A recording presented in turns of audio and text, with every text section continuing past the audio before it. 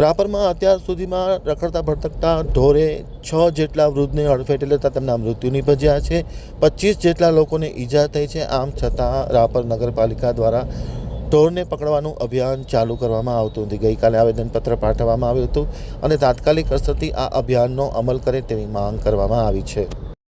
હવે જોઈએ આડેસરથી વસીમ સિદ્દીક કોટવારનો એક વિસ્તૃત અહેવાલ। રાપરમાં રખડતા ઢોરના મુદ્દે ઉગ્ર જનાક્રોશ જોવા મળ્યો છે। નગરપાલિકાની ટીમ ઢોરને પકડવામાં ક્યાંક ઉદાસીનતા દાખવતી હોવાનું જાણવા મળ્યું છે। હમણાં રખડતા ભટકતા ઢોરે ખાસ કરીને વૃદ્ધોને હડફેટે લેવાના કારણે ક્યાંક તો ઈજાના બનાવો અને ક્યાંક મૃત્યુના બનાવો નોંધાયા છે। રાપર શહેરમાં આડેધડ રખડતા ઢોરના કારણે વધતા જતા અકસ્માતોને પરિણામે માનવનો ભોગ લેવાઈ રહ્યો છે। તાત્કાલિક અસરથી ઢોર મુક્ત અભિયાન ચલાવવામાં આવે તેવી માંગ પણ કરવામાં આવી છે। દરમિયાનમાં રાપરના ચીફ ઓફિસરને આ બાબતે તાત્કાલિક અસરથી એક આવેદનપત્ર પાઠવી રખડતા ભટકતા ઢોરને પકડવાની નક્કર કામગીરી રાપર નગરપાલિકા કરે તે જરૂરી છે। અત્યાર સુધીમાં 6 નિર્દોષના મોત થયા છે। 20થી 25 લોકોને ઈજા પહોંચી છે, જે રાપર નગરપાલિકાના તંત્રવાહકોએ જોવું જોઈએ।